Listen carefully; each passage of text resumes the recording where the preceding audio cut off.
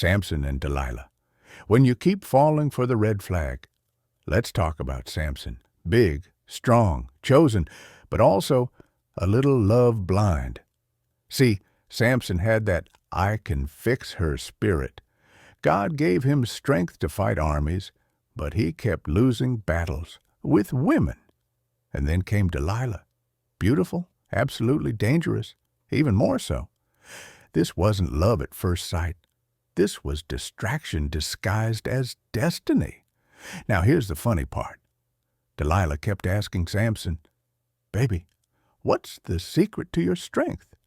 And instead of saying, "Girl, that's between me and God," he entertained her.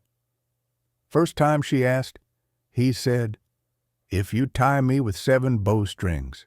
She did it. He broke free. Next day she said, "Babe, you lied to me." And he stayed. Like Samson, my brother in Christ, she keeps trying to set you up. This man had every red flag waving in his face and still said, "But she cute, though." Sound familiar? That's because we've all had a Delilah moment, something we knew wasn't from God, but it looked too good to walk away from. We'll say, "God, give me strength," and he's like, "Strength to fight or strength to flee?" Back to the story. Delilah asked again, and again, and again. Finally, Samson said, "It's my hair. If you cut it, I lose my strength." And she said, "Got it." Then Sis waited till he fell asleep and brought in a whole barber shop, woke up bald, broke, and bound.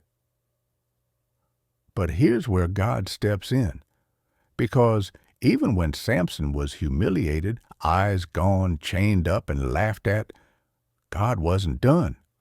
Samson prayed one last time, "Lord, remember me. Give me strength one more time."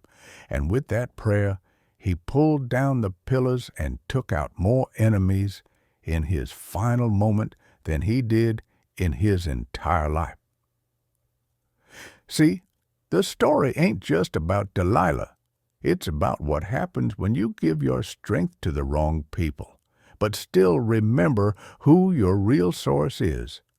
God will let you lose everything you depended on just to remind you that the power was never in the hair. It was always in his hands. So yeah, Samson fell for the red flag, but even after his biggest mistake, God gave him one last victory, because mercy always has the last word, and that's